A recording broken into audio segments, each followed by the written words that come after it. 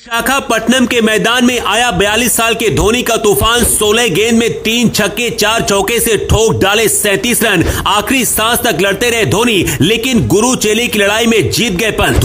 धोनी से गूंज रहा था विशाखापट्टनम। 30,000 दर्शक कर रहे थे धोनी के इंतजार। धोनी ने की चौके से शुरुआत, हेलीकॉप्टर शॉट लगाकर दिखाई अपनी ताकत। माही को मारता हुआ देख झूम उठा पूरा हिंदुस्तान। धोनी के सामने पंत ने बिछाया था मायाजाल। धोनी के मास्टर स्ट्रोक से पंत ने दिल्ली को बना दिया विजेता। मैच जीतने के बाद पंत ने धोनी का लिया आशीर्वाद। मुस्कुराते हुए मैदान से निकले धोनी की बल्लेबाजी देखने के लिए विशाखापट्टनम में पहुंचे थे 30,000 दर्शक। धोनी के नाम से गूंज रहा था स्टेडियम। तभी मैदान पर आए धोनी ने ऐसा तूफान ला दिया जिसकी आंधी में दिल्ली के गेंदबाज उड़ गए। धोनी ने शुरुआत चौके से की और उसके बाद चौके छक्के से दिल्ली के गेंदबाजों को दहला दिया। माही मार रहा था और पूरा हिंदुस्तान झूम रहा था। मैदान पर मौजूद दर्शक धोनी के लिए दुआएं कर रहे थे कि धोनी मैच जिता दे, लेकिन शायद तब तक बहुत देर हो चुकी थी। मगर धोनी आखिरी सांस तक लड़ते रहे। धोनी के सामने ऋषभ पंत ने कैसा मायाजाल बिछाया था और क्यों चेन्नई सुपर किंग्स इस मुकाबले में हार गई और गुरु चेले की लड़ाई में ऋषभ पंत कैसे जीत गए, इसकी कहानी आपको बताते हैं। दिल्ली ने टॉस जीतकर पहले बल्लेबाजी करने का निर्णय लिया था और शुरुआत भी जबरदस्त रही।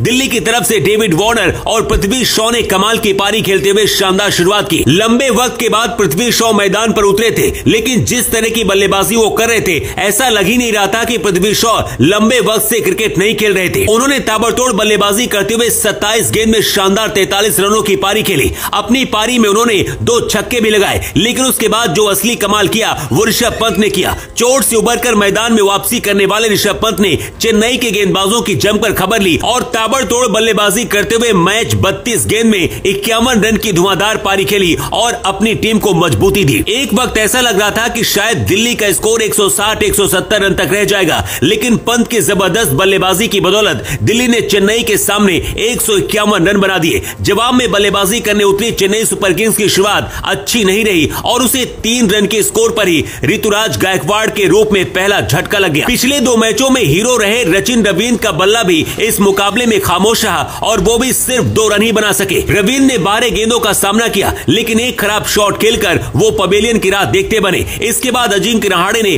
कुछ हद तक चेन्नई की लाज बचाई और रन बनाए। इसके बाद ऐसा लगने लगा था कि मुकाबले में अब चेन्नई सुपर किंग्स की वापसी हो जाएगी, लेकिन मिडिल ऑर्डर में चेन्नई की टीम चरमरा गई और शिवम दुबे के साथ साथ समीर रिजवी कुछ खास नहीं कर सके, जिसकी वजह से धोनी को भी मैदान में आना पड़ा। लेकिन जैसे ही मैदान पर आए उन्होंने चौके से शुरुआत करते हुए ताबड़तोड़ चौके और छक्के लगाए, जिससे पूरा स्टेडियम धोनी के नाम से गूंजने लगा। धोनी ने मैच में 16 गेंद का सामना किया, लेकिन इस दौरान उन्होंने 37 रन बनाए। 42 साल के अपने हीरो को देखकर मैदान में लोग खुशी से झूम रहे थे। किसी को फर्क नहीं पड़ रहा था कि चेन्नई जीत रहा है या फिर हार रहा है, वो बस माही मार रहा है यही देख रहे थे। धोनी आखिरी सांस तक लड़ते रहे, लेकिन क्योंकि ज्यादा रन बने थे इसलिए दिल्ली इस मुकाबले को 20 रन से जीत गया। मगर दिल्ली की जीत से ज्यादा चर्चा धोनी के बल्लेबाजी की हो रही है। दोस्तों, आपको क्या लगता है, अगर धोनी 2-4 ओवर पहले आए होते तो क्या चेन्नई मैच जीत जाता?